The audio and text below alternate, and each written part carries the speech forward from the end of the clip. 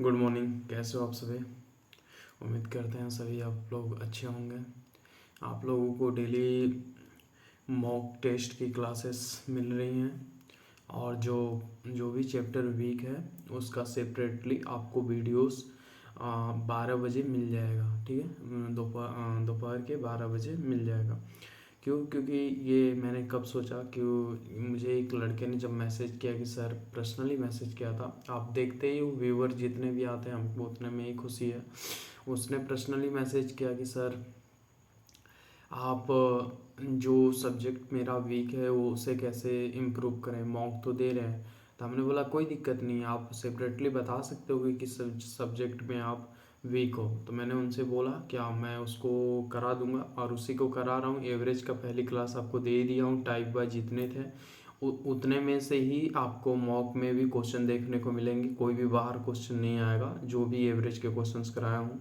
और एक क्लास और आपको मिलेगी कल, सॉरी कल नहीं, आज ही मिलेगी, जो 12 बजे मिल जाएगी। एवरेज का पार्ट नंबर 2 है, जो उसके बाद एवरेज फिनिश हो जाएगा। ठीक है, एयरफोर्स में उससे बाहर कुछ नहीं आएगा, ना ही SSC GD में। और अगर आप लोग नए बच्चे कोई हैं तो आप लोग नए बच्चों को एक ही का रिक्वेस्ट, एक ही चीज़ का करता हूँ कि अगर जिन्होंने इस चैनल सब्सक्राइब नहीं किया, चैनल सब्सक्राइब कर लें। छोटी सी फैमिली है, आप लोग सपोर्ट करोगे तो ज़रूर आगे होऊंगा। और जिन्होंने कर दिया है उनका तो मैं तहे दिल से धन्यवाद करता हूँ। और जिनको पीडीएफ्स की हमेशा मतलब पीडीएफ्स उनको चाहिए रहता है और वो एकदम परेशान कर देते हैं कि सर पीडीएफ्स कहाँ मिलेगी। तो हमने डिस्क्रिप्शन में लिंक दे रखा है, आप लोग वहाँ से जाके ज्वाइन कर सकते हो। ठीक है, चलिए अभी स्टार्ट करते हैं अपना। देखिए आज क्लास ना रागा का मॉक टेस्ट 3 है। देखिए अब इसमें मैं रीजनिंग के, इसमें तीनों हैं, रीजनिंग से शुरू करता हूँ। रीजनिंग का पहला क्वेश्चन है, आप देख सकते हो। देखिए रीजनिंग का पहला क्वेश्चन लिखा हुआ है, प्रश्न में एक श्रृंखला दी गई है जिसमें एक शब्द गायब है। दिए गए विकल्पों में से सही विकल्प चुनें जो श्रृंखला को पूरा करें। ठीक है, ठीक। अब देखिए इसमें आपको पता है कि एफ की प्लेस वैल्यू 6 होती है, ए की 1 होती है, इसकी 7th और इसका 7th और 1 6, फिर 8 1 9 9 1 8। कुछ आप लोग को समझ में आ रहा है कि 6 के बाद 7 आ रहा है। ठीक है, और फिर इसके बाद ये 7 है तो इसमें से -1 हो रहा है। 8 है तो ये 9 आ रहा है, फिर 9 में से -1 हो रहा है। ठीक है, तो सेम ऐसे ही आगे भी होना चाहिए। तो इसमें से कहीं देख लीजिए, ये तो 10th है। ए तो सब में देख रहे हो आप कांस्टेंट है, तो ए में तो सभी में देखिए कांस्टेंट दिया हुआ है 10, और ये 11th, ये +1 हो रहा है। ठीक है, कोई दिक्कत नहीं। यहाँ देखिए मेन चीज़ हुआ क्या है, इसमें प्लस पहले +1 हुआ है, इसमें -1 हुआ है, इसमें +1 हुआ है, इसमें -1 हुआ है। और यहाँ अब आएगा जो +1 आएगा, तो यहाँ पे +1 ये दिख रहा है, तो इसको आप होल्ड पे रखो, आगे चेक करो। ठीक है, एक ही होना ही चाहिए, होगा तो यही, लेकिन अब देखते हैं, चेक कर लेते हैं। 8 है और ये 11th है। 11 कभी होगा ही नहीं, 3 का गैप है। इसको ऑलरेडी काट दीजिए। ये देखिए 10th है, ये 9 है, इसमें -1 है, तो कभी -1 नहीं होगा, मैंने जस्ट बोला प्लस वाला आना चाहिए। 8 है और ये 12th है, तो इसमें तो 4 का गैप है, इसलिए ऑप्शन नंबर ए। ठीक है, चलिए नेक्स्ट चलते हैं। प्लेस वैल्यू आपको ज़रूरी याद होनी चाहिए। जिनको नहीं याद है वो कमेंट भी कर सकते हैं, मैं उनको अच्छे से एकदम याद करवा दूंगा ट्रिक के साथ, मैंने जैसे याद किया। दिए गए विकल्पों में से सही विकल्प चुने जो श्रृंखला को पूरा करे। ठीक है, तो इसमें श्रृंखला को क्या करना है, देखिए तो 1 दिया है, 3 दिया है, 7 दिया है, 13 दिया है, 21 दिया है, 31 दिया है, 43। अब इसके आगे की श्रृंखला क्या आएगी, इसकी आगे की श्रृंखला क्या आएगी, किसी को पता है? यहाँ देखिए, यहाँ +2 हुआ है, यहाँ +4 हुआ है, यहाँ +6, 6 दूनी 12 1 13, मतलब यहाँ पे, यहाँ तब +8 होना चाहिए, यहाँ +10 होना चाहिए, और यहाँ +12 होना चाहिए। तो जो नेक्स्ट आएगी +14 होगा। तो यूनिट डिजिट से देख लिए, 4 3 7, लास्ट में 7 होना चाहिए। ऑप्शन नंबर एक ही में दिया हुआ, ऑप्शन नंबर बी। चलिए नेक्स्ट चलते हैं। जैसे बता रहा हूँ वैसे ही आपको एग्जाम में करना है, अगर टाइम बचाना है तो। ठीक है, चलिए नेक्स्ट देखिए। लिखा हुआ है शब्दकोश में क्रम के अनुसार निम्नलिखित शब्दों को व्यवस्थित कीजिए। एक क्वेश्चन इसका आता ही आता है। चलिए देखिए इसमें सबसे पहले क्या आएगा। देखिए ई सब में दिया हुआ है और 3 में एम दिया हुआ है। तो 3 में एम दिया हुआ है तो आपको क्या एम पहले आता है कि एल पहले आता है?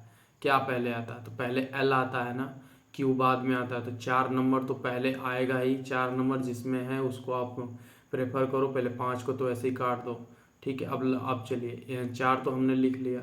इसके आगे बढ़ते हैं। अब देखिए 4 ऑप्शनों में से पहला, दूसरा, तीसरा, पांचवें में से अब देखिए कि ई एम है, एम है, फिर क्यू है। तो क्यू और एम में से सबसे पहले क्या आता है? सबसे पहले एम आएगा। तो एम पे आ जाइए। अब एम में 3 ऑप्शन दिए हुए हैं। अब इसमें से देखिए कि 1 2 3 में से देखिए कि सबसे पहले क्या आता है? बी आता है। क्या आता है? बी आता है ना सबसे पहले। तो बी को हम प्रेफर करेंगे, मतलब कि 4 के बाद 3 आएगा। तो इसमें दे 4 के बाद 3 नहीं दिए, इसमें भी 4 के बाद 3 नहीं दिए। Option number C. ठीक है, बस इतना ही आपको करना है। चलिए नेक्स्ट चलते हैं। देखिए यहाँ लिखा हुआ है गोविंद की उम्र 48 साल है। वो अपने बेटे प्रेम से अब उम्र में दुगुना है। 7 साल पहले प्रेम की उम्र कितनी है थी? फिर से पढ़ते हैं। गोविंद की, जब भी क्वेश्चन आपको समझ में ना आए पहली बार में तो आप उसे दोबारा जरूर पढ़ा करिए, चाहे वो टाइम आपको भले ही लगे। लेकिन एग्जाम हो चाहे कुछ भी हो, पहले पढ़ने में अगर पहला राउंड में आपको समझ में क्वेश्चन नहीं आता है तो दोबारा उसको पढ़िए।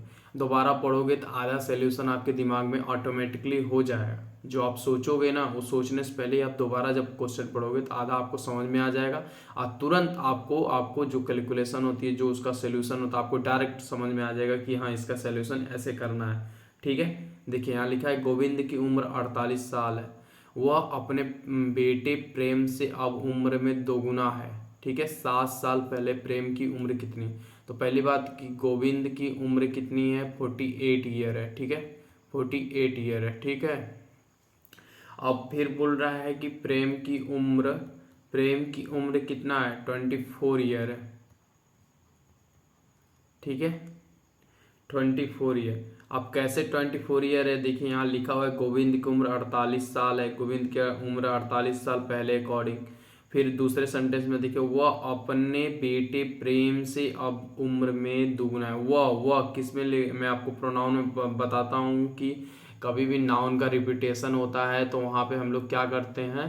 प्रोनाउन का यूज करते हैं। तो ये किसको डिनोट कर रहा है? गोविंद की ही बात कर रहा है कि वह अपने बेटे, मतलब ये जो प्रेम है इसका बेटा है।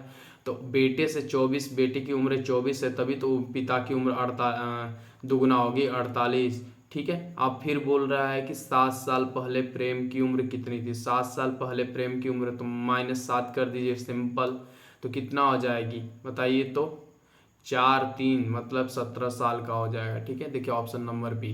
खत्म, कहानी खत्म। बहुत सिंपल है। आप जितने, ये लॉजिकली है लेकिन आप समझो बस, क्वेश्चन खत्म। ठीक है, आप देखिए नेक्स्ट क्वेश्चन है। यहाँ पे ब्लड रिलेशन का दिया है, डिनोटिंग का जो इशारा करते हैं हम लोग।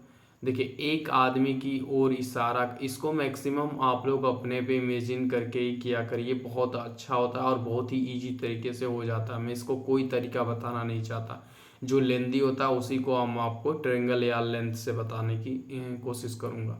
एक आदमी की ओर इशारा करते हुए, ठीक है, एक महिला ने कहा, महिला महिला मान लो अपने को, कुछ देर के लिए मान लो, सच में नहीं हो जाओगे। एक आदमी की ओर इशारा करते हुए एक महिला ने कहा उसकी माँ, ठीक है, उसकी माँ, मेरी माँ, मतलब कि उसकी माँ मतलब वहाँ मान लो एक लड़का है, लड़के की माँ, जो उसकी माँ मतलब लड़के की माँ, मेरी माँ की एकमात्र बेटी, मतलब मेरी माँ की लड़की उस लड़के की मम्मी है। तो मेरी माँ की लड़की उस लड़के की मम्मी है। तो मेरी माँ की लड़की क्या लगेगी? मेरी बहन लगेगी। बहन की जो मेरी बहन है, बहन का लड़का जो रहेगा वो मेरा क्या लगेगा? भतीजा लगेगा। तो स्त्री पुरुष से कैसे संबंधित है? जो बोल रहा है कि स्त्री पुरुष से कैसे संबंधित है? बहन लगेगी। देखिए ऑप्शन नंबर सी दिया है, सिस्टर लगेगी। मैं सिंपल बताया, देखो कितना इजी हो गया। मैं ऐसे ही करता हूँ और ऐसे ही आपको भी बताऊंगा। ठीक है, चलिए नेक्स्ट चलते हैं।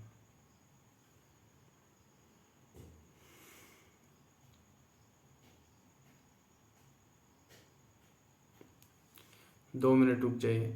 इसमें स्त्री पुरुष से कैसे संबंधित है ना, तो उस पुरुष के तरफ जो डिनोट कर रहा है वो महिला, वो देखिए वो उसकी माता लगेगी। देखिए माँ मदर लगेगी, हम बता रहे हैं, ये सिस्टर नहीं होगा। देखिए कैसे, एक आदमी की ओर इशारा करते हुए एक महिला ने कहा, एक महिला ने कहा, तो एक आदमी को इशारा करते हुए महिला ने कहा कि उसकी माँ मेरी माँ की एकमात्र बेटी है। तो मेरी माँ जो है उसकी एकलौती पुत्री तो मैं ही हूँ। अब मैं ही हूँ तो मेरी जो स्त्री पुरुष से कैसे तो मेरी पुत्री का लड़का है, मतलब मैं इकलौती अपनी माँ बाप की लड़की हूँ और मेरा एक बेटा है, तो मैं उसकी माँ ही तो कहलाऊंगी, माँ होगी। ठीक है, चलिए नेक्स्ट चलते हैं। देखिए नेक्स्ट यहाँ लिखा हुआ क्वेश्चन लिखा हुआ है 10 मीटर चलने के बाद शंकर बाएं मुड़ गए और 6 मीटर की दूरी तय की, फिर दाएं मुड़ गए और 20 मीटर की दूरी तय की। अंत में वह दक्षिण की ओर बढ़ रहा था। शंकर ने अपनी यात्रा किस दिशा में शुरू? ठीक है, पता तो नहीं चल रहा है दक्षिण की तरफ, मतलब कि यहाँ हम लोग दिशा बना लेते हैं पूर्व पश्चिम, ठीक, उत्तर दक्षिण। अब वो दक्षिण की तरफ क्या है, दक्षिण की ओर बढ़ रहा था। तो दक्षिण की ओर बढ़ रहा है मतलब यहाँ, तो हम लोग इसको सिंपल सा ऐसा ले चलते हैं। हम यहाँ सपोज यहाँ मानते हैं कि यहाँ से ये गया, अब कितना चला है, 10 मीटर चला है। ठीक है, 10 मीटर चलने के बाद बताया जा रहा है कि शंकर बाएं मुड़ा, तो इसका राइट किधर होगा? अगर हमें दक्षिण जाना है तो मैं दक्षिण को ऊपर कर देता हूँ, दक्षिण ऊपर कर दिया, उत्तर नीचे कर दिया। ठीक है, पूर्व पश्चिम दक्षिण उत्तर, ठीक है, मैं दक्षिण की तरफ बता रहा है। ठीक है, फिर उसके बाद मैं इधर अपने राइट साइड में मुड़ गया। तो राइट साइड जब है मैं इधर जाऊंगा दाएं, तो लेफ्ट राइट होता है ना, देखिए लिखा है लेफ्ट, मतलब कि मैं जब अगर सीधी डायरेक्शन में हूँ, यहाँ पे अगर मान लो कि ये पर्सन है और इसका हाथ ऐसे खड़ा है, ठीक है, जिसका हाथ खड़ा है तो इसका ये राइट होगा और ये लेफ्ट होगा। तो लेफ्ट साइड में घुमा, लेफ्ट साइड में कितना घुमा, 6 मीटर घुमा। ठीक है, 6 मीटर घूमने के बाद फिर बोल रहा है, 6 मीटर घूमने के बाद फिर बोल रहा है, क्या बोला है, फिर बोल रहा है कि covered a distance 6 metre then turn right. तो राइट इसका इधर होगा, जब इधर ये पर्सन होगा, इसका एक हाथ इधर एक इधर, तो ये राइट वाला, ये जो ये राइट का हाथ होगा, तो ये राइट का हाथ है। तो ये फिर इसके बाद कितना चल रहा है, 20 मीटर चल रहा है, 20 मीटर चल रहा है। फिर बोल रहा है कि in the end he was moving toward the south. तो साउथ क्या है, साउथ देखिए, साउथ क्या है, साउथ उत्तर की तरफ होगा ना, तो साउथ किधर होगा, देखिए यहाँ लिखा हुआ है, अंत में वह दक्षिण की ओर बढ़ रहा था। तो दक्षिण की तरफ बढ़ रहा था, तो दक्षिण की तरफ, तो दक्षिण तो हमारा ये दक्षिण, तो ये हमारा ऊपर है। ठीक है, दक्षिण अगर मैं ऊपर भी मानता हूँ तो ये नीचे, उत्तर नीचे आना चाहिए, तो उत्तर ऊपर है, तो उत्तर ये देखिए दक्षिण की तरफ बढ़ रहा है। तो फिर पूछ रहा है क्या है कि शंकर ने अपनी यात्रा किस दिशा में शुरू की। तो शंकर ने किस यात्रा किस दिशा में शुरू की, तो ये देखिए टोटल 180 डिग्री का घुमा हुआ है, टोटल 180 डिग्री। तो वो किस दिशा में यात्रा शुरू किया है, तो किस यात्रा में शुरू किया है, दिशा में शुरू किया है, तो शुरू उसने उत्तर से किया है। किधर से किया, उत्तर से, तो साउथ। ठीक है, ऑप्शन नंबर सी। चलिए नेक्स्ट चलते हैं। देखिए यहाँ लिखा हुआ है, दिए गए विकल्पों में से उस शब्द का चयन करें जिसे अल्टरनेशन, अगर हम वाइज जो भी लिखा है, ठीक है, शब्द के दिए गए अक्षरों का उपयोग करके बनाया जा सकता है। ठीक है, तो इसमें से ये जो वर्ड दिए गए हैं इनमें से आपको बताना है कि ऑप्शन में कौन सा वर्ड बनाया जा सकता है। ठीक है, तो पहली बात आप इसमें कुछ ऐसा देख लीजिए जो इसमें दिया हो और इन सभी ऑप्शन में न दिया हो या दिया हो। ठीक है, देखिए यू दिया हुआ है, एल दिया हुआ है, टी दिया हुआ है, आर दिया हुआ है, ए दिया है, एम ओ MO दिया है, सही है, N दिया है, T है, A है, N है, E है। ऑप्शन नंबर हमको A दिख रहा है, ये बन जाएगा, अक्षरों का उपयोग करके बनाया जा सकता है, बन जाएगा। U दिया है, L दिया है, T दिया है, R दिया है, A दिया है, M दिया है, O दिया है, D, E, D नहीं दिया है, ये नहीं बनेगा, ठीक है। और इसमें क्या दिया है, सभी दिया है, U तो दिया ही हुआ है, L दिया है, T दिया, R दिया, A दिया, I दिया है, S दिया है, T दिया, ये भी बन जाएगा।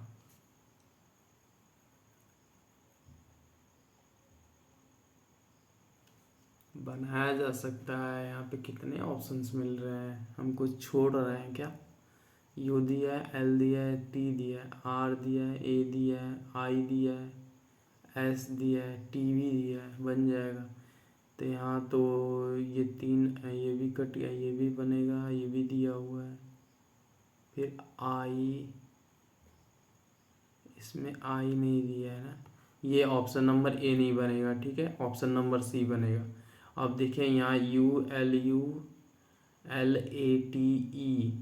ई नहीं दिया है उसमें, तो ये डी भी नहीं, मतलब ऑप्शन नंबर सी करेक्ट है। चलिए नेक्स्ट चलते हैं। अब यहाँ लिखा हुआ है, देखिए, यदि माइनस का अर्थ प्लस है, तो माइनस का अर्थ अगर यदि प्लस है तो माइनस को मैंने प्लस बना दिया और प्लस को माइनस बना दिया। प्लस का अर्थ गुणा है, मतलब प्लस को मैंने गुणा कर दिया। फिर गुणा का अर्थ माइनस है, गुणा का अर्थ माइनस है, तो निम्नलिखित में से कौन सा सही है? तो पहली बात, गुणा का अर्थ माइनस कर लेते हैं और माइनस का अर्थ प्लस कर लेते हैं, प्लस का गुणा कर लेते हैं, प्लस का गुणा, प्लस का गुणा, माइनस का प्लस, माइनस का प्लस, गुणा का माइनस, गुना का माइनस, इसमें से फिर बोल रहा है कौन सा सही है।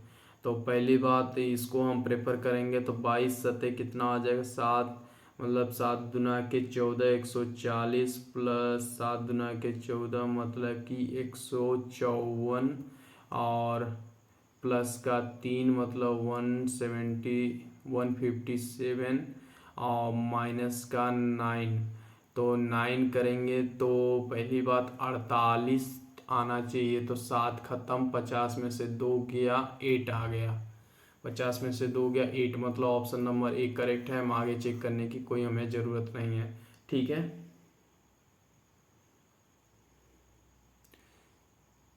सही नहीं है बोला है, हम सॉरी, कौन सा सही नहीं है, थोड़ा ध्यान से पढ़ना चाहिए, ठीक है, ये सही है। अब देखिए आगे बढ़ते हैं।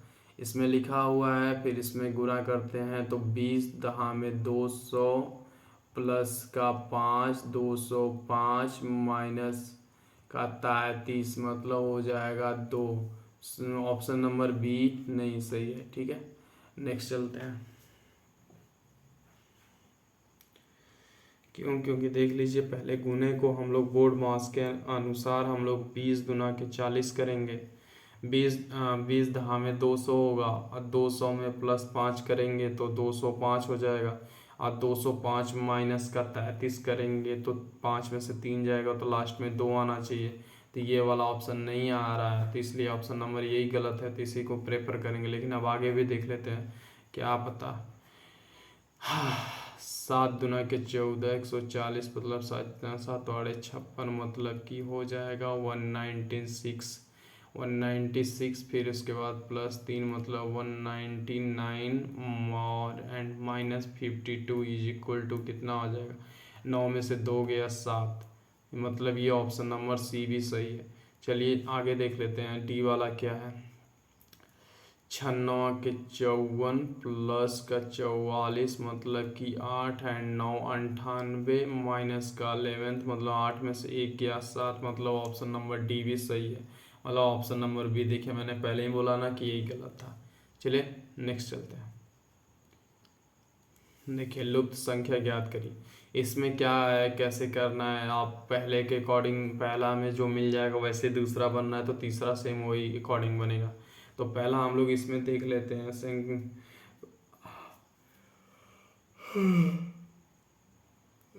कैसे बनेगा ये, इसको थोड़ा देख लेते हैं। चलिए देखिए, इसमें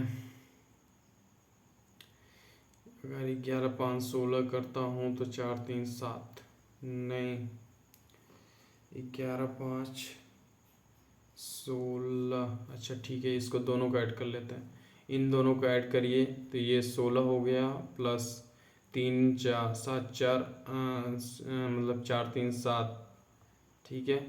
तो 11 5 16 और 7 कितना, 28 होगा। 28 होगा क्या?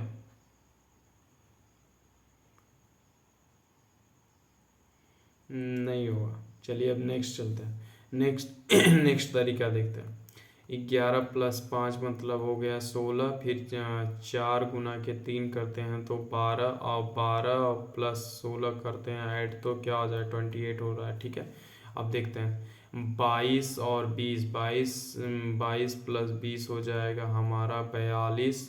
फिर इसके बाद मानते हैं कि 15, तो प्लस 15 कर देंगे तो ये कितना हो जाएगा, 7 और 6 मतलब कि मतलब 57, ठीक है, 57 सही है। तो वैसे ही ये भी होना चाहिए। 21 25 कितना हो जाएगा, 6 और 4 और 146, प्लस 6 25 30 मतलब कि 6 7 1 176, मतलब ऑप्शन नंबर ए। चलिए नेक्स्ट चलते हैं। देखिए यहाँ लिखा है, एक आदमी अपनी पत्नी से 3 साल बड़ा है और अपने बेटे से उम्र में 4 गुना बड़ा है। यदि पुत्र 3 वर्ष के बाद 15 वर्ष का हो जाता है तो पत्नी की वर्तमान आयु क्या? सिंपल सा क्वेश्चन है, इसमें कुछ ज़्यादा कॉन्सेप्ट नहीं है, लेकिन फिर भी मैं इसको बताने की कोशिश आपको इजी तरीके से करूँगा। देखिए ये मैन है, मैन क्या है, वह वाइफ से 3 साल बड़ा है, ठीक है। सॉरी क्या हो रहा है, 1 मिनट, सॉरी।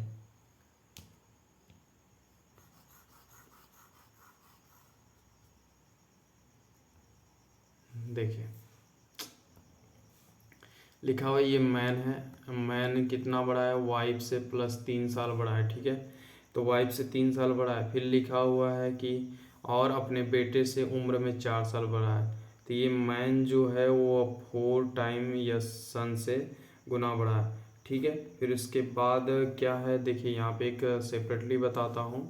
लिखा हुआ है कि यदि पुत्र 3 वर्ष के बाद 15 वर्ष का हो जाता है, तो जो ये सन है वो 3 वर्ष के बाद वो 15 वर्ष का हो जाता है, तो वर्तमान में कितना है, 12 साल का है। वर्तमान में कितना होगा, वो 12 साल का होगा। 3 साल तभी बाद ना हो, 3 वर्ष बाद कब होगा, 3 वर्ष के बाद ही तो 15 साल का ये होगा, 3 वर्ष के बाद, 3 वर्ष के बाद, ठीक है। तो अभी वर्तमान में 12 है, तो फिर बोल रहा है कि हो जाता है। तो अब ये जो जो मैन है, मैन क्या है, ये मैन है अपने, देखिए पुत्र से 4 टाइम ज़्यादा है, तो 3 साल बाद क्या है, तो 3 साल बाद तो भी बाप बड़ा ही तो रहेगा ना, ठीक है। 4 तें के, ये 4 तें के कितना हो जाएगा, 12, 12 साल बड़ा है। तो 12 बड़ा है तो कितना आ जाएगा यहाँ पे, 2 मिनट कुछ गलती कर रहा हूँ कुछ, हाँ 12। देखिए ये मेन चीज़ है, 3 साल बड़ा है, तो यहाँ जो बेटे की उम्र से 4 गुना बड़ा है, तो बेटे की उम्र वर्तमान में कितना है, 12 साल है। तो 12 चौको 48, मतलब 48 साल का ये इस टाइम प्रेजेंट में आदमी है, ठीक है। तो आदमी प्रेजेंट में 48 साल का है, तो वाइफ कितनी, वाइफ जो है मैन से 3 साल, क्योंकि यहाँ पे देखिए मैन जो है वाइफ से 3 साल बड़ा है, तो यहाँ वाइफ का हमें निकालना है, लिखा हुआ है तो पत्नी का वर्तमान आयु। तो पत्नी का वर्तमान आयु निकालने के लिए मैन से -3 कर दोगे तो वर्तमान निकल जाएगा। तो मैन का जब वर्तमान निकालोगे तो 48 -3 करोगे तो कितना आ जाएगा, 45। अब 45 यही हमारा वाइफ का होगा, ठीक है। आंसर 45 कहीं दिया है, देखिए दिया। चलिए नेक्स्ट चलते हैं, ठीक है। अब देखिए ये यदि किसी निश्चित कोड भाषा में हॉस्पिटल को ये लिखा जाता है तो उस कोड में पोस्टर को क्या लिखा जाता है। सिंपल सा, एच को अगर 3 लिखा गया है तो एच को इसमें एच दिया ही नहीं है। ओ को अगर 2 लिखा जाता है तो ओ को 2, नंबर 2 पे देखिए 2 लिखा है या नहीं है, नहीं लिखा है, इस इन तीनों ऑप्शन में लिखा है। अब लास्ट में पहुंच जाइए, लास्ट में एल को 8 लिखा गया, लास्ट में एल को 8 लिखना चाहिए, तो इसमें नहीं है, 2 ऑप्शन में। ठीक है, यहाँ टी को क्या लिखा गया है, तीसरे स्थान पे 6 लिखा गया, तो तीसरे स्थान पे 6 होना चाहिए, तीसरे स्थान पे 6, तीसरे स्थान पे, इस पे नहीं है, ऑप्शन नंबर बी। बस ऐसे ही आपको एलिमिनेट करके ऑप्शन को करना है। ठीक है, नेक्स्ट चलते हैं। देखिए इसमें दिया हुआ है, निम्नलिखित में से कौन सा समाजशास्त्र मनोविज्ञान और मानविकी के बीच संबंध बताता है। तो पहली बात आप समझ जाइए कि साइकोलॉजी हो या सेसोलॉजी या साइकोलॉजी, ये दोनों एक ह्यूमन की बात होती है, तो एक ह्यूमन ये हो गया, और ये जो साइकोलॉजी, और ये दोनों चीज़ें अलग होती हैं, ये दोनों। तो ऑप्शन नंबर ए, ये सो ऐसे ही नहीं होंगे, मुझे दिख ही के लग रहा था, और ये दोनों ये कभी सेम हो ही नहीं सकते, और ये एक के अंदर एक हो ही नहीं सकता, और ये तीनों कॉमन नहीं होंगे। मैं वैसे ही ऑप्शन मुझे बी लग गया था, लेकिन समझा के बता रहा हूँ, इसलिए बता रहा हूँ। ठीक है, अब देखिए लिखा हुआ है, दी गई प्रश्नाकृति की दर्पण छवि कौन सी है। दर्पण छवि, तो उल्टा पटक दो इसको, तो ये देखिए ये ऐसे दिया हुआ है, तो ये ऐसे दिया हुआ है, तो नीचे ऐसा होना चाहिए, ये ठीक है, ये है तो ऊपर जाएगा, तो ऊपर में ये इसमें इसी में दिख रहा है, इसमें नहीं दिख रहा है, ख़त्म, इसमें दिख रहा है, इसमें तो दोनों को ये रंग दिया है। ठीक है, अब देखो कि जब ये ऊपर पलटोगे तो ये नीचे आएगा, तो नीचे का होगा तो ये सेम आएगा, और ये सेम खाली नीचे हो जाएगा, तो नीचे में तो ये हमको इसमें दिख रहा है, इसमें नहीं दिख रहा है, काट दो, इसमें जो है इसमें तो रंग ही नहीं दिया है, तो इसलिए ऑप्शन नंबर ए। ठीक है, चलिए नेक्स्ट चलते हैं। ज़्यादा नहीं दिमाग नहीं खपाना, जहाँ से पा जाते हो वहीं से आंसर बस ला के ख़त्म करो। ये नहीं ज़रूरी होता है कि हम तेज़ हैं, आप तेज़ तब बनना जब नौकरी ले लेना तब। ठीक है, नौकरी लेने तक आप कभी भी तेज़ मत बना करो, जितना शॉर्ट तरीका हो बस खोजा करो। अब इसमें देखिए, ठीक, इसमें देखिए, इसमें बताइए कि लिखा हुआ दिए गए प्रतिक्रियाओं से आकृति की श्रृंखला को पूरा करें।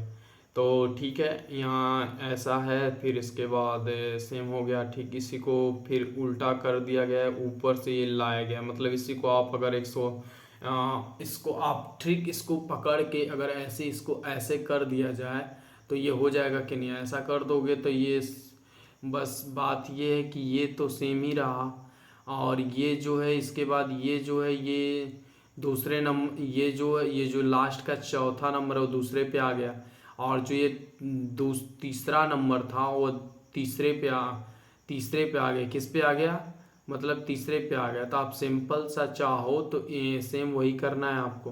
तो जब इसको हम पकड़ के सेम फिर उल्टा कर देते हैं, तो ये जो चौथा था वह दूसरे पे आ गया, देखिए यहाँ दूसरा आ गया, और फिर इसके बाद क्या होता है कि आपस में ये इंटरचेंज कर रहे हैं ना, आप इंटरचेंज भी करा के देख सकते हो, देखो इंटरचेंज कर रहे हैं, और फिर इसके बाद ये देखो आपस में इंटरचेंज कर रहे हैं, तो फिर इसको उल्टा किया गया, तो फिर उल्टा जब किया गया है तो ये जो लास्ट का है ये उधर चला जाता है, मतलब ये चौथे, मतलब हमेशा पहला चौथे पे जा रहा है, देखो ये पहला चौथे पे जा रहा है। ठीक है, तो पहला चौथे पे जा रहा है, तो अब सिंपल सा ये समझ गए, तो अब यहाँ सिंपल सा ये लास्ट वाले पे आ जाओ, पहला जो है चौथे पे जाएगा लेकिन उल्टा रहेगा, क्या रहेगा, उल्टा, तो उल्टा तो उल्टा उल्टा उल्टा, इसमें इसमें है नहीं, इसमें है नहीं, ऑप्शन नंबर बी, बात खत्म। देखे एक ही दिख ही रहा है, बस यही हमको लग रहा था, एक पकड़े दोबारा में हमें आंसर मिल गया। ठीक है, देखिए अब यहाँ लिखा हुआ है कि दिए गए उत्तर के आकृति से कागज को खोला जाने पर यह कैसे दिखाई देगा।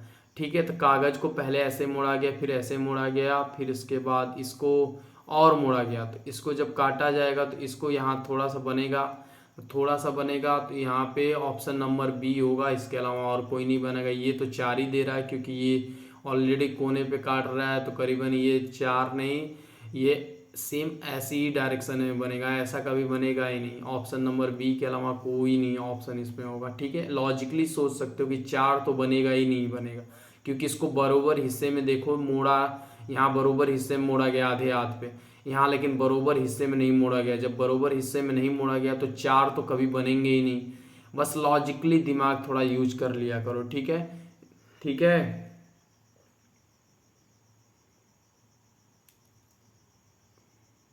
ठीक है, नेक्स्ट चलते हैं। भगवान दिमाग दिए हैं यूज करने के लिए, यूज किया करो। दिए गए प्रतिक्रियाओं से आकृति की श्रृंखला को पूरा करें। तो श्रृंखला को पूरा करें तो इसमें क्या किया गया है थोड़ा सा देख लिया जाए। इसको क्या कर दिया गया है उल्टा, मतलब इसको ऐसे करके पलट दिया गया। ठीक है, अब ये नीचे का भी छोड़ दो, नीचे का छोड़ो, बस दो को पकड़ के चलो।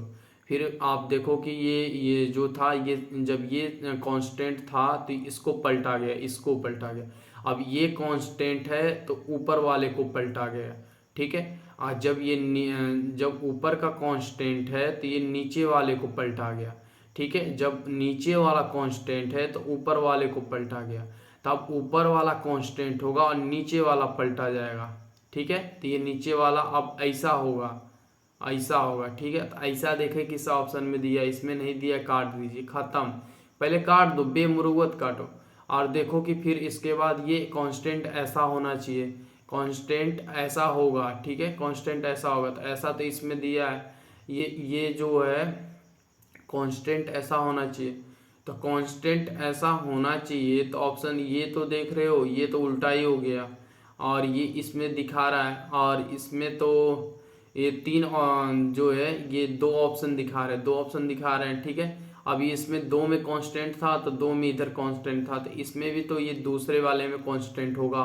तो दूसरे में कांस्टेंट होगा तो ये ऐसा ही होगा, तो ये ऐसा ही होगा। तो ये ऐसा होने के लिए किस ऑप्शन में दिया, ऑप्शन नंबर ए दिया है। ठीक है, ये नहीं होगा। चलिए नेक्स्ट चलते हैं।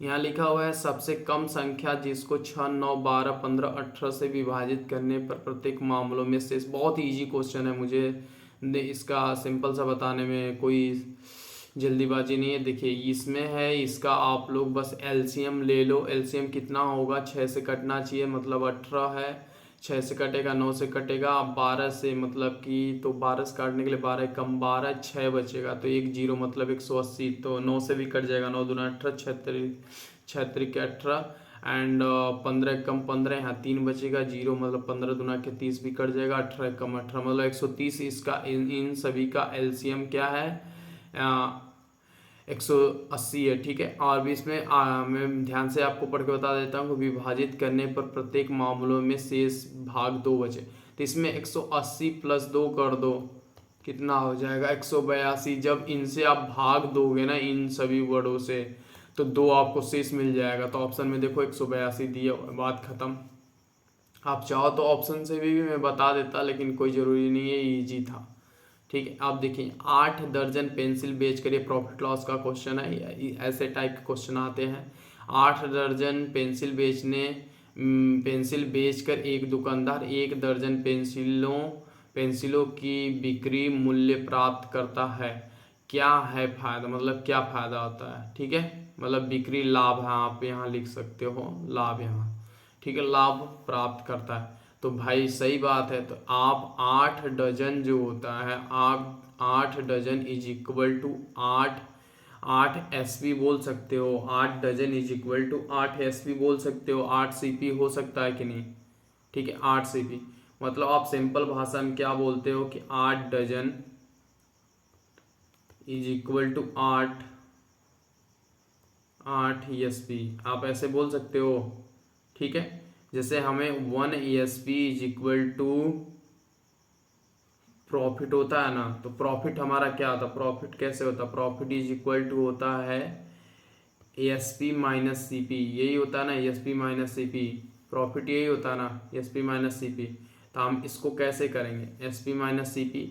ठीक है, तो हम इसको कैसे करेंगे, अब इधर हम बताते हैं। देखिए इसको करेंगे कैसे, जैसे 1 ESP है, 1 ESP के बराबर हो रहा है, तो 1 ESP is equal to 8 CP, 8 CP होगा, सॉरी 8 ESP, अब माइनस का 8 CP। ठीक है, जब ये 8 CP इधर जाएगा तो ये कितना हो जाएगा, 7 SP is equal to 8 CP।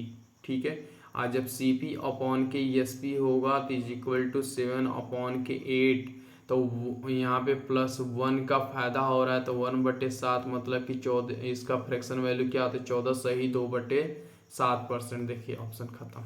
ठीक है, ऑप्शन खत्म, आंसर ही यही है, ये 14 सही 2/7%।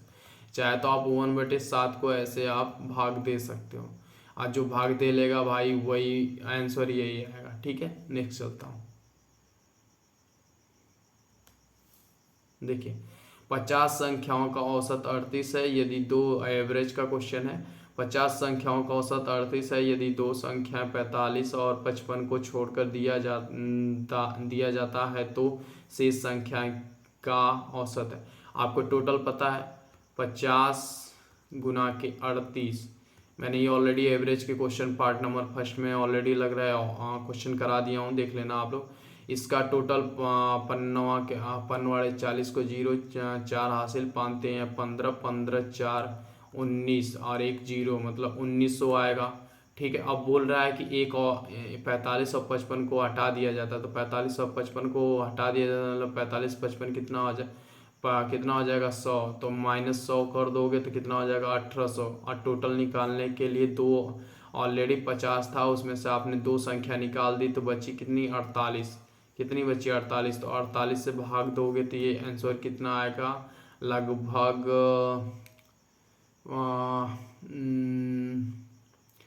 तो ये कितने से जाएगा 9 दूना के 18, 12 में 24 नहीं 18, 18 दूनी 36 नहीं, यहाँ पे आपको 6 से काटने वाला 6 1 36 6 7 6 8 48 6 तरीके 18 और 6 1 36 6 7 6 8 48 मतलब कि 300/8। तो ये जाएगा अभी आपका 8 मतलब कि ये चला जाएगा 150/4। ठीक है, तो आप अगर यहाँ पे काटते हो तो 75/2 जाएगा। अब 75 को जब आप 2 से भाग दोगे तो 2 तेया के 6/1 और 5 2 सते 14 लगभग 37। मैं इसलिए काट के बताया हूँ कि कुछ लोगों को विश्वास नहीं होगा, इसलिए मैं नॉर्मली काट के बताया हूँ एक एक। नहीं तो मैं चाहता तो ये डायरेक्ट बोल सकता था कि लगभग 7 बार में जाएगा, क्योंकि देखिए 4 चौक को 16 4 जा रहा है, और ये जब 4 से जाएगा तो इस लगभग डिजिटी नंबर 3 और 7.5 से ही कुछ जाएगा। ठीक है, मुझे ऐसे ही लगा था, लेकिन मैं इसको जानबूझ के काट के आपको दिखाया। ठीक है, नेक्स्ट चलता हूँ। यहाँ लिखा हुआ है देखिए, ये बोट स्ट्रीम वाला है। बोट स्ट्रीम का आप लोग को पहले ही फार्मूला बता देता हूँ, फार्मूला भी बता दूंगा, लेकिन आप लोग को ये पहले कर लीजिए। बोट स्ट्रीम का क्वेश्चन है, बहुत ही इजी क्वेश्चन है, इससे इजी क्वेश्चन कोई नहीं हमको जहाँ तक पता है।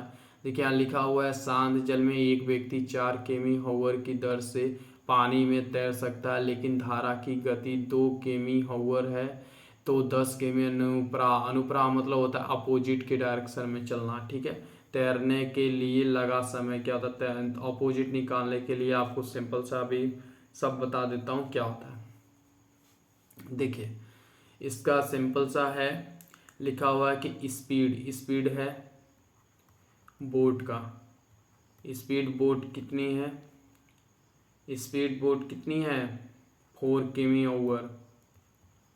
ठीक है, 4 किमी हावर। और इसके बाद क्या लिखा हुआ है दूसरा,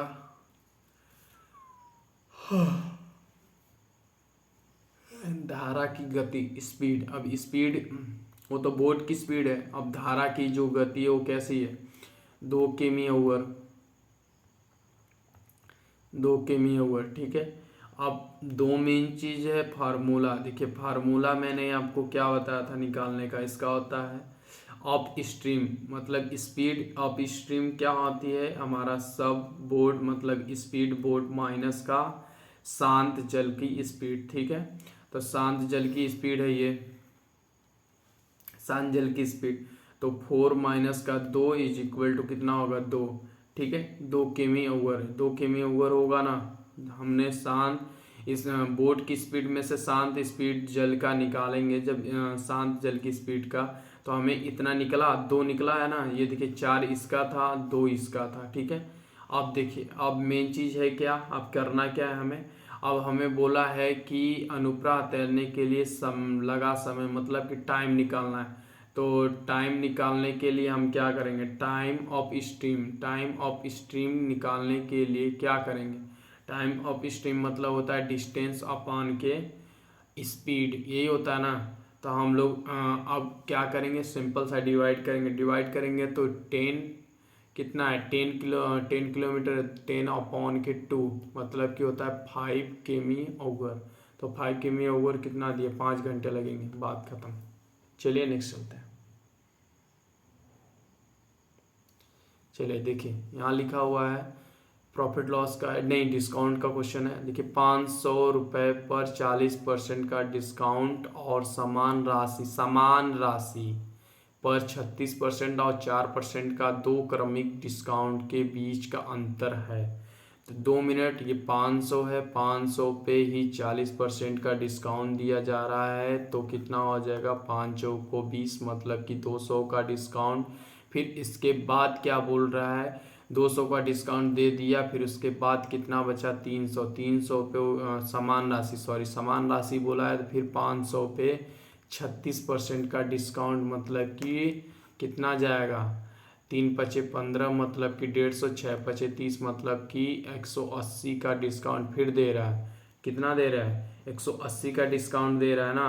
तो 180 का डिस्काउंट, फिर इसके बाद 180 का डिस्काउंट तो दे दिया, अब बचेगा कितना, अभी यहाँ पे 36 पर, ये क्रमिक, यहाँ पे तो ये डिस्काउंट था, लेकिन यहाँ पे लिखा है समान राशि पर 36 और 4% का दो क्रमिक मतलब क्रमिक मतलब कि जो इससे कम, जो अब 500 में से 180 घटाओगे तो बचेगा 320, 320 पे फिर वो क्या बोल रहा है, 4% का डिस्काउंट। तो 4% का डिस्काउंट करोगे तो आपको टोटल कितना आएगा, तो ये टोटल कितना आपको आ जाएगा बता सकते हो, ये 2 दूना के 4, 2 पचे 10, ठीक है। और ये देखो यहाँ लिखा हुआ है 2 दूना के 4, 2 तिया के 6 मतलब 5, 5 एक कम कितना आ जाएगा, 5 एक कम, सही किया हूँ ना, ये 1 0 से 1 0, 2 दूना के 4, 2 पचे 10 मतलब 2 दूना के 4, 2 तिया के 6, 5 एक कम 5, और 1 4, 5 दूना के 10 मतलब कि 4, और यहाँ पॉइंट, सॉरी ऊपर कहाँ जा रहा है, देखिए यहाँ पे पॉइंट और यहाँ 0, 5×8 = 40 मतलब कि 5×8 = 40 मतलब 5×8 = 40, तो यहाँ पे हो जाएगा, ये 40 से कट जाएगा तो 12.8 हुआ, ठीक है। 12.8, ये 12 मतलब कि लगभग 13 रुपये खर्च किए, मतलब कम किया। तो एक बात बताओ कि 180 तो था, 180 फिर यहाँ खर्च हुआ प्लस 1.8 मतलब ये जो क्रमिक छूट है, तो टोटल कितना हो गया, 192.8% इसमें मतलब रुपया क्या छूट दिया। तो इतना छूट तो इसमें मिला, और ऊपर 200 छूट, ये इधर 200 छूट मिली थी, तो 200 छूट तो कितने हो गए टोटल, 200 और 119, इन दोनों के बीच में अंतर पूछा है, तो 200 - 192.8 लगभग 7.2, ये रहा ऑप्शन, ठीक है। चलिए नेक्स्ट चलते हैं। देखिए यहाँ लिखा हुआ है, इंग्लिश में क्वेश्चन दिख रहा है कि नहीं, सिर्फ हिंदी में दिख रहा है, देखिए इंग्लिश के क्वेश्चन भी देख लीजिए। लिखा हुआ है 3 क्रमागत समपूर्णांकों का योग 54 है, उनमें से सबसे छोटी संख्या ज्ञात कीजिए। इसका इजी तरीका बता देता हूँ आपको, 3 का दिया है तो 3 से डिवाइड कर दीजिए, सम में निकल जाएगा। 3×3 = 24 मतलब कि ये जो आया ये मीड वैल्यू होती है, ये क्या होती है, मीड वैल्यू, एवरेज हमेशा मीड वैल्यू होती है, एवरेज हमेशा मीड वैल्यू, मतलब कि ये 30 से 18 है तो 18 के बाद 20 रहा होगा, और 18 के पहले 16 रहा होगा, तो सबसे स्मॉलेस्ट पूछा है तो स्मॉलेस्ट 16 होगा। सिंपल सा ये ट्रिक होता है, लोग बोलते हैं कि ट्रिक है, और मेरे पास जो मॉक में करा रहा हूँ इससे इजी तरीका कोई नहीं बता सकता, आज जितना इजी बता रहा हूँ बहुत ही इजी बता रहा हूँ। देखिए यहाँ लिखा हुआ है, यहाँ पे सिंपल सा है, इसको मल्टीप्लाई दिया है, मतलब कि दिया है तो जोड़ना कैसे करना, देखिए 10 11 और 19 करोगे तो 18, और 10 19 की वैल्यू हमारी 1 होती है, ठीक है, तो 1 हो गया, और 10 की मतलब कि 10 फिर 19 1 की वैल्यू कितनी हो जाएगी 1, तो इसकी आंसर भी 1 आएगा, ठीक है। मल्टीप्लाई करोगे तो 1 ही तो आएगा ना। चलिए नेक्स्ट चलते हैं। देखिए यहाँ लिखा हुआ है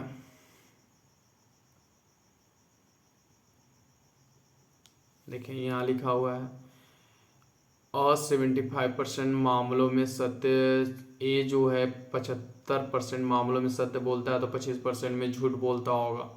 तो 25% मामलों में जब झूठ बोलता है तो 1/5 होगा कि 1/4, 1/4 होगा 25% की फ्रैक्शन वैल्यू।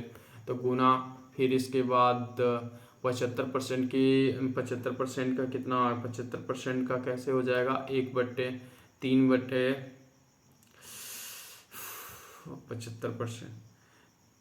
75% की फ्रैक्शन वैल्यू कितनी होती है, 3/4 होती है, 3/4 होती है। और ये एक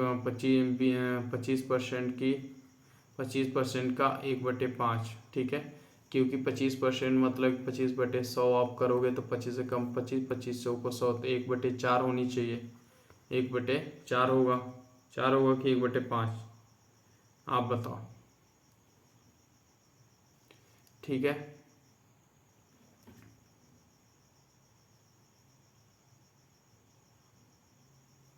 देखिए लिखा हुआ है 75% के मामलों में सत्य बोलता है, ठीक है, तो कोई बात नहीं बोल रहा है, तो 75% की फ्रैक्शन वैल्यू होती है 3/4, ठीक है। और 25% की फ्रैक्शन वैल्यू, जो 25% बच रही है, तो कितना बच गया, 1/5 बचेगा, 1/5, ठीक है, गुना के यहाँ प्लस, ठीक है, प्लस लिखा है, प्लस, ठीक है। फिर बोल रहा है कि 80% की फ्रैक्शन वैल्यू कितनी होती है, 1/4, 1/4 मतलब कि 4/5 होती है ना, तो 1/4 बच गया, 1/4 ही बचेगा ना, ठीक है, 1/4। अब देखिए, अब इसमें करना क्या है, यहाँ से काटिएगा मत, कैलकुलेशन ज़्यादा हो जाएगी, इसका हम एलसीएम लेके करते हैं। देखिए इसका 20 हो जाएगा, 20/3 प्लस का 20/4, ठीक है, तो यहाँ से 7/20, 7/20। और जब मैं इसका विरोधाभासी हम लोग कैसे निकालेंगे, तो इसका गुने के 100 परसेंटेज में निकालना है, 20/100, 500 तो 35, मतलब इसका 35% क्या होगा, विरोधाभासी, ठीक है। नेक्स्ट चलते हैं। देखिए यहाँ से अब जनरल नॉलेज से स्टार्ट है। निम्नलिखित में से कौन भारत के पहले गवर्नर जनरल थे, सबसे पहले कौन से गवर्नर जनरल थे, कोई बताएगा, सबसे पहला गवर्नर जनरल कौन थे, कौन बताएगा, लॉर्ड विलियम बेंटिक, ठीक है। चलिए नेक्स्ट चलते हैं। यहाँ लिखा हुआ है थॉमस कप संबंध के निम्नलिखित में से किस खेल से, थॉमस कप कौन बताएगा, गोल्फ है, बैडमिंटन है, टेबल टेनिस है, या लॉन टेनिस है। हमको तो पूरा पता है 26 का बैडमिंटन होगा, क्योंकि ये इतना रटा चुके हैं कि आपको याद हो जाना चाहिए, ठीक है। नेक्स्ट चलते हैं। देखिए भारत में आयकर दिवस कब मनाया जाता है, सिंपल है, 24 जुलाई को मनाया जाता है। और मैंने आपको इम्पोर्टेंट डे सारा कराया हुआ है, आपने पढ़ा है कि नहीं, आपको पहले ही मॉक में मैंने सभी इम्पोर्टेंट डे बता दिए थे, ठीक है। नेक्स्ट चलते हैं। लिखा हुआ है आवेशित कणों के बीच के बल को क्या कहा जाता है, आवेशित बल के कणों के बीच में क्या कहा जाता है, उसका इलेक्ट्रॉन क्या कहा जाता है, किसको पता है, इलेक्ट्रोमैग्नेटिक फोर्स कहते हैं, ठीक है। नेक्स्ट चलते हैं। देखिए लिखा हुआ है निम्नलिखित में से कौन सा कंप्यूटर का सबसे शक्तिशाली प्रकार है, सबसे शक्तिशाली मेन फ्रेम हो ही नहीं सकता, सुपर कंडक्ट होगा नहीं, माइक्रो कंप्यूटर तो एक ईजी होता है, सुपर कंप्यूटर सबसे शक्तिशाली माना जाता है, ठीक है। नेक्स्ट क्वेश्चन, माना जाता है क्या है, माना है मतलब यही सबसे ज़्यादा, ये सब अंतरिक्षों में रहा जाता, अंतरिक्ष या नासा वासा के पास रहते हैं जो लोग रिसर्च करते हैं, उनके लिए होता है। देखिए यहाँ लिखा है पुडुचेरी के मुख्यमंत्री कौन है, तो पुडुचेरी के मुख्यमंत्री कौन है, बता सकता है, Shri Yediyurappa. None of this तो कभी जिंदगी में होगा नहीं, क्योंकि इसमें ऑलरेडी दिया 3 ऑप्शन है, अब दे दिया आपको, आप तो बता दीजिए कौन सा है, कौन है बताएगा कोई, श्री एन रंगास्वामी, ठीक है। ये सब जितने भी टाइप वाइज पूछे जाते हैं मैंने सारे कवर कराए, और एक एक टाइप के क्वेश्चंस कराता जा रहा हूँ। उम्मीद कर रहा हूँ सभी लोग को समझ में आ रहा होगा, और एक भी टाइप नहीं छोड़ूंगा, आपको एग्जाम तक आपके साथ रहूँगा, ये मेरी प्रॉमिस है। और डेली आपको मॉक क्लासेस अवेलेबल कराऊंगा। अगर हाँ कभी सेहत सही नहीं रही तो भाई उसकी अलग सी बात है, लेकिन फिर भी मैं आपके लिए प्रयत्न कर रहा हूँ, ठीक है। चलिए थैंक यू। और आप लोग अपना सपोर्ट करते रहिए, क्योंकि भाई अभी छोटा सा चैनल है। आप लोग अपने दोस्तों को अधिक से अधिक बोलिए कि आके देखें। उनको अगर कंटेंट ना समझ में आए तो प्लीज़ हमको जो चाहे वो बोल सकते हैं, लेकिन मैं आपको कंटेंट अपना फ्री ऑफ कॉस्ट दे रहा हूँ। ठीक है, चलिए एक छोटी सी स्माइल के साथ आपसे अलविदा लेता हूँ। और जिन्होंने टेलीग्राम से ज्वाइन है वो टेलीग्राम से ज्वाइन हो जाए, जिन्होंने चैनल को सब्सक्राइब नहीं किया वो चैनल को सब्सक्राइब कर दें। और चलिए थैंक यू। और जिस सब्जेक्ट चैप्टर में आप वीक हो आप कमेंट सेक्शन में लिख दीजिएगा कि मैं इस चैप्टर में वीक हूँ, तो मैं उसको स्पेशली आपको क्लासेस करा दूंगा। चलिए ठीक है, थैंक यू।